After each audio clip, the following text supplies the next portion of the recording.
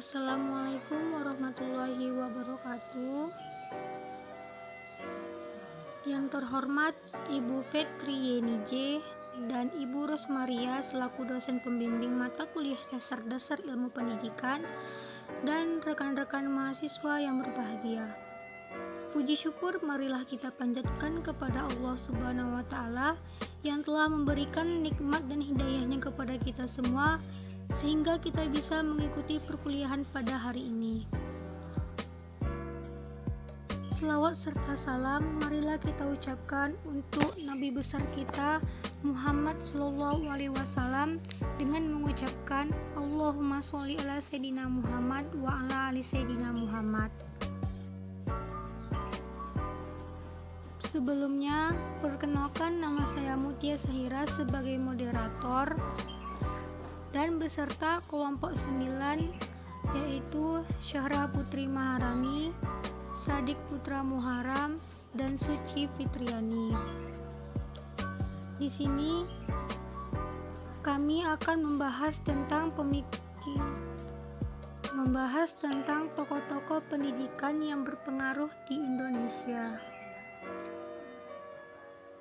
yaitu Ki Hajar Dewantara, Muhammad Syafi'i, Kiai Haji Ahmad Dahlan, dan Rahma Elyurusiah.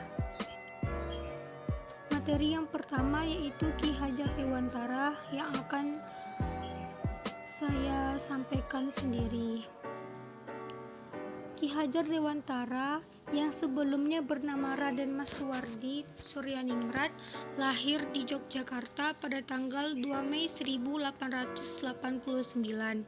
Ia adalah salah seorang putra terbaik negeri ini yang memiliki pemikiran yang sangat maju pada zamannya dalam memperjuangkan pendidikan, yang hasil pemikirannya masih relevan hingga saat ini. Pemikirannya memiliki inti yaitu ingin memajukan bangsa tanpa membedakan ras, budaya, dan bangsa. Melihat buah pemikiran tersebut, pemikirannya sampai saat ini masih relevan. Ki Hajar Dewantara mendirikan perguruan taman siswa pada tanggal 3 Juli 1992 di Yogyakarta. Perguruan ini didirikan dalam bentuk yayasan. Latar belakang pendirinya adalah bahwa sekolah-sekolah yang didirikan oleh pemerintah Hindia Belanda sesungguhnya tidaklah diperuntukkan bagi kepentingan dan kemajuan rakyat Indonesia, tetapi untuk kepentingan politik kolonial Belanda, meskipun Mr. C.Th. van Deventer mengatakan bahwa Belanda ingin menebus dosa kepada rakyat Indonesia. Dalam taman siswa ini memiliki asas dasar, tujuan perguruan, semboyan, jenis-jenis, dan hasil yang ingin dicapai.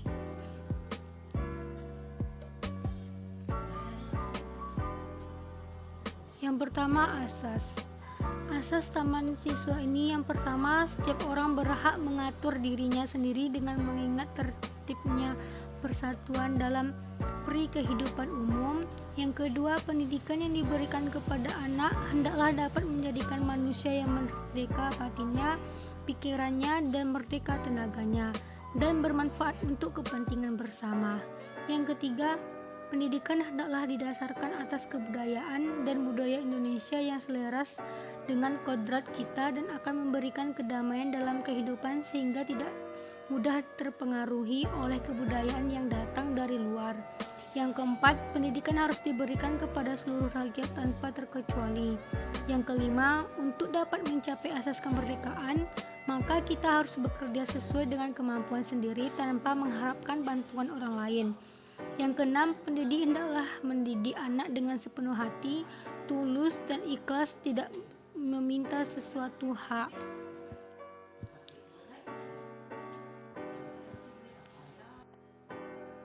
Selanjutnya, dasar taman siswa yang pertama, kebudayaan. Ikut mengupayakan terwujudnya suatu kebudayaan berlandaskan asas kemerdekaan yang dijalankan dengan kodrat alam dan kodrat ilahi, dan yang dijiwai oleh perasaan cinta nusa dan bangsa serta cinta sesama manusia. Yang kedua, kemerdekaan. Kemerdekaan mengandung arti disiplin pada diri sendiri atas dasar nilai hidup yang tinggi, baik hidup sebagai individu maupun sebagai anggota masyarakat. Yang ketiga, kodrat alam, yaitu pada hakikatnya manusia itu sebagai makhluk yang menyatu dengan kodrat alam, namun juga tidak terlepas dari kodrat ilahi. Kodrat alam mengandung kemajuan yang dapat digambarkan sesuai pertumbuhan suatu pohon, mulai dari benih hingga berkembang menjadi besar, akhirnya berbuah dan menyebarkan lagi benih yang baru, sebelum pohon besar mengakhiri hidupnya. Yang keempat, kemanusiaan. Asas ini mengatakan bahwa setiap manusia haruslah mewujudkan kemanusiaannya, yang berarti kemajuan manusia lahir dan batin yang setinggi-tingginya. Yang kelima, kebangsaan. Asas kebangsaan tidak boleh bertentangan dengan asas kemanusiaan. Seharusnya menjadi bentuk perbuatan kemanusiaan yang nyata. Oleh karena itu, haruslah merasa satu dengan bangsa lain, baik dalam suku menuju kebahagiaan lahir dan batin. Selanjutnya, tujuan perguruan taman siswa. Yang pertama, menciptakan manusia merdeka lahir dan batin, yakni manusia yang mampu untuk senantiasa membudayakan dirinya demi kebahagiaan dan kedamaian. Yang kedua, kesejahteraan masyarakat secara adil dan merata. Dengan kata lain, manusia merdeka lahir dan batin adalah manusia yang mampu untuk senantiasa mewujudkan kemanusiaannya. Selanjutnya yaitu semboyan. Yang pertama, suci tata ngesti tunggal, yang itu artinya dengan kesucian batin dan teraturnya hidup, akhirlah kita mengajar kesempurnaan. Yang kedua, bibit bebet bobot, artinya mengajurkan pilihan dengan seksama dalam menentukan calon anak menanti, anak menyehatkan keturunan. Yang ketiga, ing ngarso song tuludo, ing nadia mangun karso tuturi handayati. Ing ngarso sung tulodo, yang berarti seorang guru hendaknya memberikan teladan yang baik kepada murid-muridnya. Ing madia mangun kurso, yaitu seseorang guru harus terus membuat inovasi dalam pembelajaran, dan turtut Uri Handayani, yaitu seorang guru harus dapat membangkitkan motivasi, memberikan dorongan kepada anak didiknya yang terus maju, berkarya, dan berprestasi. Yang keempat, lebih baik mati terhormat daripada hidup nista, artinya tingkah laku dan budi luhur harus ditumbuhkan. Yang kelima, rawe-rawe rantas malang-malang putung, artinya segala sesuatu yang merintangi akan hancur jika mempunyai kemampuan yang teguh. Yang terakhir, ning nung nang, artinya ketenangan menimbulkan pikiran jernih yang menuju kepuasan batin dan membawa kemenangan. Selanjutnya yaitu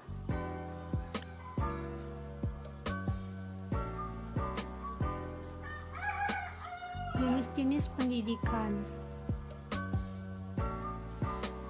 Yang pertama, taman indria, yaitu taman kanak-kanak yang berusia sekitar 5 tahun. Pada masa ini, anak-anak diberikan segala bentuk permainan yang dapat mendidik tubuh dan panca inderanya. Mendengar cerita berdasarkan keindahan dan menarik hati anak-anak, yang cerita tersebut diambil dari rakyat. Yang kedua, taman anak di kelas 1 sampai kelas 3 SD yang berusia 8 sampai 10 tahun, memberikan pelajaran yang bersifat mendorong pertumbuhan jasmani dan menyuburkan rohani, pelajaran bahasa dan seni, serta adat istiadat untuk menciptakan masyarakat yang tertib, damai. Yang ketiga, taman muda antara kelas 4 sampai kelas 6 SD yang umurnya berkisar 11 sampai 14 tahun, menekankan pendidikan jasmani menuju kesehatan, kekuatan, dan kecakupan bela diri, pengetahuan agama dan seni untuk olah pikir dan perasaan, serta membina moral. Yang keempat, taman dewasa, yaitu antara umur 15 sampai 18 tahun, lanjutan dari pengajaran dan pembiasaan baik jasmani, pikiran, rasa, dan kemajuan untuk menyempurnakan bakat yang berbeda. Anak bekerja sendiri dan banyak memerdekakan, tetapi harus dengan disiplin yang keras dan untuk anak-anak. Yang kelima, taman dewasa raya, yaitu antara umur 19 sampai 21 tahun. Pada masa ini, kesempatan untuk memperdalam kecerdasan jiwa dengan tuntunan mempelajari ilmu pengetahuan, ilmu agama, dan ilmu adab serta pengetahuan tentang watak atau budi pekerti. Yang terakhir yaitu taman guru, yaitu Majelis Luhur Persatuan Taman Siswa, yaitu Taman Guru Indria B1, B2, dan B3. Yaitu yang terakhir hasil yang ingin dicapai. Perguruan Taman Siswa sejak didirikan sampai sekarang telah mencapai beberapa hal, diantaranya yang pertama, gagasan atau pemikiran tentang pendidikan nasional atau kebangsaan. Yang kedua, lembaga pendidikan dari Taman Indria sampai sarjana wiyata. Yang ketiga, sejumlah alumni perguruan yang telah menjadi tokoh nasional seperti Ki Hajar Dewantara, Ki Mangunsarkotro, dan Ki Surman. Sekian yang dapat saya sampaikan. Materi selanjutnya yang akan disampaikan oleh Putri Syahra Maharani. Baiklah, terima kasih kepada Mutia. Saya akan melanjutkan pembahasan yang kedua mengenai tokoh pendidikan, yaitu Muhammad Syafi'i. Perjalanan hidup mengharuskan diri Muhammad Syafi'i hijrah ke Jakarta dan menjadi guru pada sekolah Kartini selama 6 tahun. Di sela-sela kesibukannya, ia menyempatkan diri untuk belajar menggambar. Ia aktif dalam pergerakan Budi Utomo serta membantu pergerakan wanita Putri Merdeka. Pada tanggal 31 Mei 1922, Muhammad Syafi'i berangkat ke negeri Belanda untuk menempuh pendidikan atas biayanya sendiri. Beliau belajar selama 3 tahun dan memperdalam ilmu musik, menggambar, bekerja tangan, sandiwara, termasuk memperdalam pendidikan dan keguruan. Pada tahun 1925, beliau kembali ke Indonesia untuk mengabdikan ilmu pengetahuannya. Muhammad Syafi'i mendirikan ruang pendidikan INS atau Indonesian Netherlands School pada 31 Oktober 1926 di Kayu Tanam. Muhammad Syafi'i dilahirkan di Mantan, Kalimantan Barat tahun 1893. Pada awalnya, INS dipimpin oleh bapak angkat Muhammad Syafi'i, yaitu Marah Sutan, dan selanjutnya dilanjutkan oleh Muhammad Syafi'i sendiri. Dinamakan ruang pendidikan karena belajar dilaksanakan pada tempat yang tidak terbatas dengan konsep belajar dan mengajar. Ruang pendidikan artinya suatu tempat yang luas yang digunakan untuk belajar dan mengajar, yang bukan hanya terbatas pada adanya guru dan murid, melainkan belajar dapat dilaksanakan dari pengalaman dan kehadiran alam di sekitarnya, atau sekolah kerja. Dengan demikian, belajar dapat berlangsung kapan saja dan di mana saja asal memiliki kemauan. Riwayat hidup Muhammad Syafi'i. Muhammad Syafi'i dilahirkan di Mantan, Kalimantan Barat pada tahun 1893. Ibunya bernama Syafi'ah, sedangkan ayahnya sudah meninggal semenjak Muhammad Syafi'i masih kecil. Sebenarnya kelahiran Syafi'i oleh ibunya tidak diketahui hari dan tanggalnya, tetapi dari perhitungan yang dikemukakan oleh Syafi'ah dan keluarganya, Marah Sutan dapat memperkirakan yakni tahun 1893, sedangkan tanggal 31 Oktober diduga adalah hari pangkatan sebagai anak pangkat oleh Marah Sutan. Ia dibesarkan oleh ayah angkatnya Marah Sutan, sedangkan ibu angkatnya bernama Cahalijah. Setelah tamat sekolah guru di Bukit Tinggi, ia bekerja sebagai guru di sekolah Kartini di Jakarta selama 8 tahun. Pada tanggal 31 Mei 1922, ia pergi ke negeri Belanda untuk melanjutkan sekolahnya sebagai guru dan sebagai penggemar seni. Selama 4 tahun di negeri Belanda, ia memperoleh ijazah guru Eropa, menggambar, pekerjaan tangan, dan musik. Pada tanggal 31 Oktober 1926, ia diserahi tugas memimpin sekolah di Kayu Tanam dan akhirnya sekolah tersebut diserahkan seluruhnya kepadanya. Muhammad Syafi'i berpedoman pada prinsip berdiri sendiri, tidak mengharapkan bantuan dari luar yang memikat segala perkakas sekolah adalah sebagai hasil karya murid-muridnya. Pada tahun 1946, ia diangkat menjadi Menteri PP dan Kabinet Syahrir yang kedua. Kemudian ia menjadi anggota Dewan Pertimbangan Agung. Pada 1950, Muhammad Syafi'i menjadi anggota parlemen. Ruang pendidikan INS atau Indonesian Netherlands School. Asas dari ruang pendidikan INS ialah yang pertama, berpikir logis dan rasional. Kedua, keaktifan atau kegiatan. Yang ketiga, pendidikan masyarakat. Keempat, memperlihatkan pembawaan anak. Dan yang terakhir, menentang intelektualisme.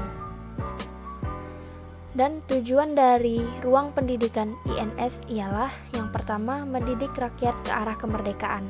Yang kedua, memberi pendidikan yang sesuai dengan kebutuhan masyarakat. Yang ketiga, mendidik para pemuda agar berguna bagi masyarakat. Yang keempat, menanamkan kepercayaan terhadap diri sendiri dan berani bertanggung jawab. Dan yang kelima, mengusahakan mandiri dalam pembiayaan dengan semboyan, cari sendiri dan kerjakan sendiri. Usaha-usaha yang ada di ruang pendidikan INS antara lain ialah yang pertama, pada zaman Belanda, INS menyelenggarakan berbagai ruang pendidikan seperti ruang rendah, ruang antara, ruang dewasa, dan ruang masyarakat. Program pendidikan mengutamakan pendidikan keterampilan.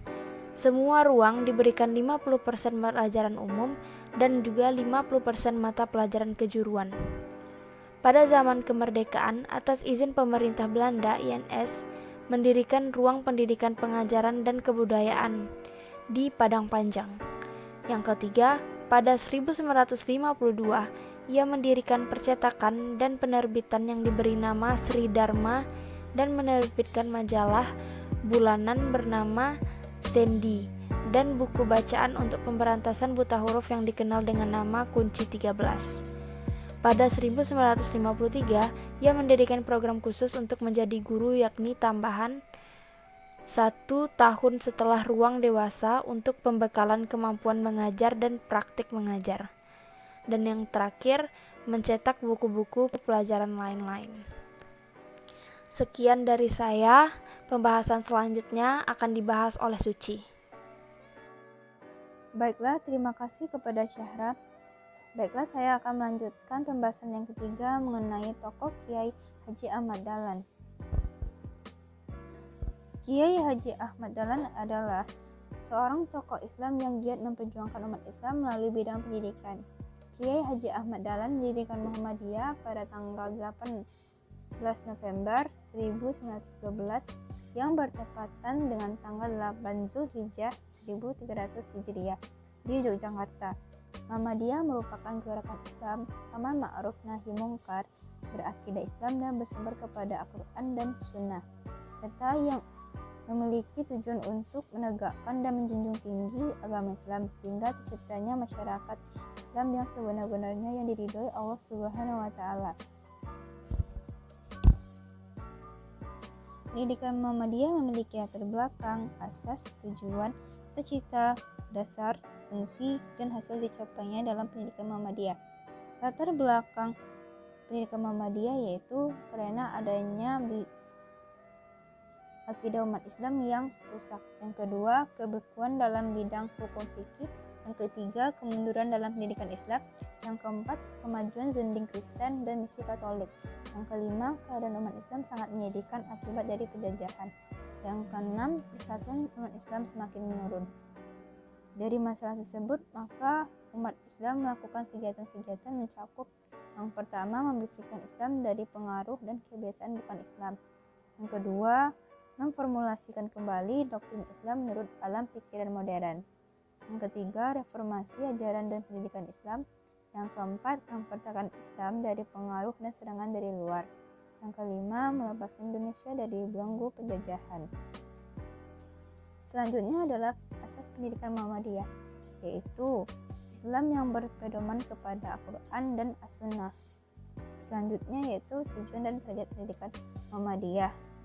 Tujuan pendidikannya itu membentuk manusia muslim berakhlak mulia, cakap, percaya diri, dan berguna untuk masyarakat dan negara. Nah, targetnya itu yaitu untuk akidah yang lurus, yang kedua akhlakul karimah atau budi pekerti yang terpuji, yang ketiga akal yang selalu sehat dan cerdas, yang keempat keterampilan, yang kelima pengabdian kepada masyarakat. Berikutnya adalah cita-cita pendidikan.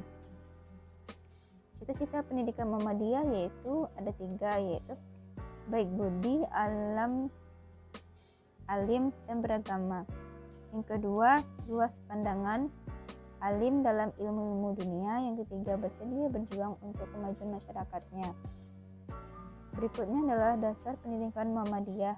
Yang pertama yaitu tajdid, yang artinya kesediaan jiwa berdasarkan pemikiran baru. Yang kedua, kemasyarakatan, yang artinya antara individu dan masyarakat supaya ciptakan suasana saling membutuhkan dengan tujuan keselamatan masyarakat sebagai satu kesatuan. Yang ketiga, aktivitas, artinya anak didik harus mengamalkan semua yang diketahuinya dan menjadikan pola aktivitas sendiri sebagai salah satu cara memperoleh pengetahuan yang baru. Yang keempat, kreativitas, yaitu anak didik harus mempunyai kecakapan dan keterampilan. Yang kelima, optimisme, yaitu anak didik harus yakin bahwa keridhaan Allah pendidikan akan dapat membawa kepada hasil yang dicita-citakan. Berikutnya adalah fungsi pendidikan Muhammadiyah. Yang pertama sebagai alat dakwah ke dalam dan keluar. Yang kedua, tempat pembibitan kadar. Yang ketiga, gerakan amal anggota. Berikutnya adalah hasil-hasil yang dicapai pendidikan Muhammadiyah. Yang pertama, gagasan dan pemikiran tentang pembaruan pendidikan. Yang kedua, lembaga-lembaga pendidikan dari TK hingga pasca sarjana. Yang ketiga, sejumlah alumni perguruan yang telah menjadi tokoh nasional seperti Kasma Singodimedjo. Yang kedua, Panglima Jenderal Sudirman. Sekian dari saya, selanjutnya akan dilanjutkan oleh Sadik Putra Muharram. Kepada Sadik dipersilahkan.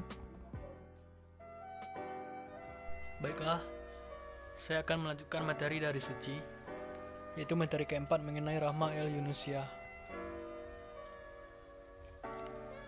Rahma memandang perempuan mempunyai peranan penting dalam kehidupan. Perempuan adalah pendidik pertama dan utama bagi anak-anak yang akan menjadi generasi penerus bangsa. Atas dasar itu, untuk meningkatkan kualitas dan memperbaiki kedudukan perempuan, diperlukan pendidikan khusus kaum perempuan yang diajarkan oleh kaum perempuan sendiri. Dalam hal ini, perlu adanya upaya untuk meningkatkan kemampuan kaum perempuan, baik di bidang intelektual, kepribadian, ataupun keterampilan. Rahma el-Yunusiah mendirikan perguruan Dinaya Putri di Padang Panjang pada 1 November 1923 dengan panggilan Ente Amah.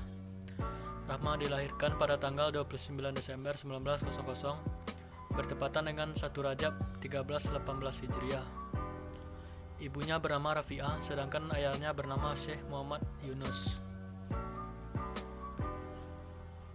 Berikutnya adalah latar belakang berdirinya perguruan tinggi Dinaya Putri. Rahma el-Yunusiah mendirikan Dinaya Putri dilatar belakangi oleh rasa ketidakpuasan terhadap Dinaya School yang didirikan pada 1900 oleh kakak kandungnya Zainuddin Labai. Rahma di sekolah kakaknya adalah sebagai siswi. Dinaya School menerapkan sistem CO edukasi yang menggabungkan siswa perempuan dengan siswa laki-laki di dalam satu ruang kelas.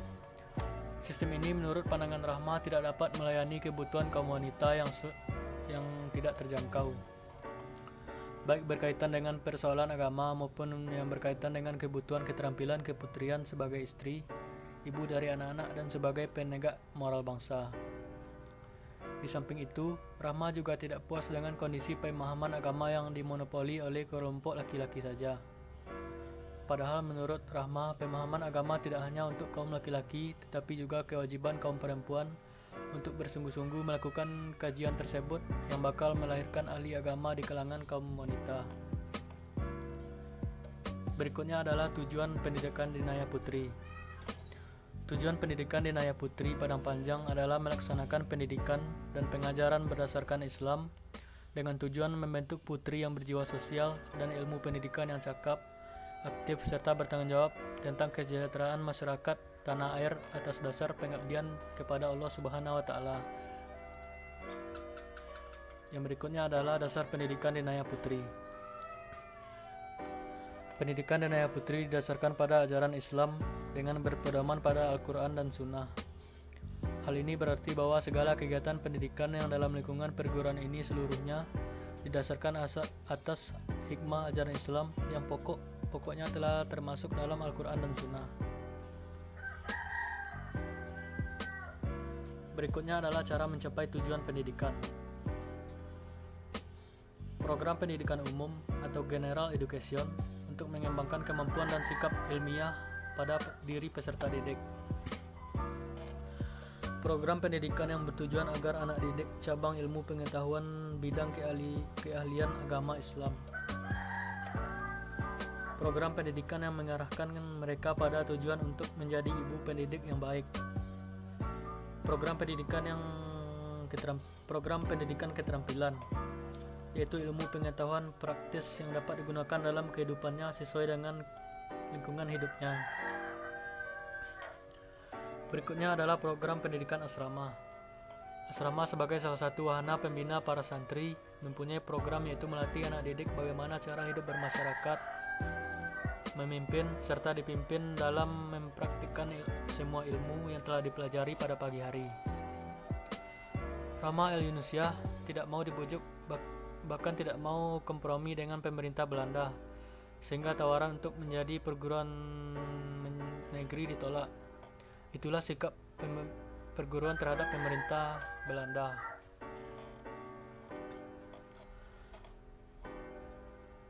Berikutnya adalah jenis pendidikan yang pernah ada dan dibina dalam lingkungan perguruan tinggi Dinaya Putri Padang Panjang. Pertama adalah sekolah menyesal, yaitu sekolah yang didirikan pertama kali oleh Rahma El Yunusiah dengan murid sebanyak 71 orang. Sekolah ini dinamakan dengan sekolah menyesal karena Rahma melihat ketertinggalan kaum wanita dalam hal pendidikan dibandingkan dengan laki-laki, sehingga timbul keinginan untuk mendirikan sekolah khusus kaum perempuan. Murid-murid sekolah ini terdiri dari ibu-ibu dan remaja putri. Yang kedua adalah sekolah taman kanak-kanak. Berikutnya adalah sekolah Dinaya Putri Rendah dengan lama belajar 7 tahun sederajat dengan sekolah dasar. Berikutnya adalah sekolah Dinaya Putri bagian A.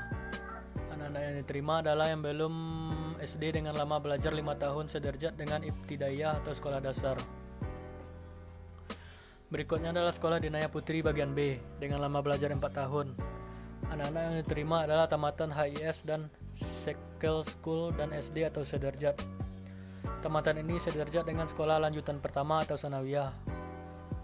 Berikutnya adalah sekolah Dinaya Putri Menengah Pertama atau DPM bagian C dengan lama belajar 2 tahun yang diterima tamatan SLTP atau sederajat. Berikutnya adalah sekolah Kuliatul Mu'amilat Al-Islamiyah KMI dengan lama belajar 3 tahun. Sekolah ini dinamakan juga Sekolah Guru Putri Islam. Yang terakhir adalah perguruan tinggi Dinaya Putri. Mula berdirinya dinamakan Fakultas Terbiyah dan Dakwah, kemudian ditukar nama menjadi Fakultas Dirsat Islamiyah. Dan yang kedua adalah jenis sekolah yang ada hingga sekarang ini di Dinaya Putri di Padang Panjang. Yaitu yang pertama adalah Taman Kanak-kanak Rahma El Yunusiah. Yang kedua adalah Madrasah Ibtidaiyah atau MI. Yang ketiga Sekolah Dinaya Putri Menengah Pertama DPM. Yang keempat Kuliatul Mu'amilat Al-Islamiyah KMI. Yang kelima Pendidikan Guru Taman Kanak-kanak Islam PGTKI. Dan yang terakhir adalah Sekolah Tinggi Ilmu Tarbiyah STIT. Baiklah, sekian materi dari saya kembalikan ke moderator. Dan terima kasih kepada Syadik yang telah menjelaskan materinya kepada kita semua. Sekian dari kelompok kami, lebih dan kurang kami mohon maaf. Assalamualaikum warahmatullahi wabarakatuh.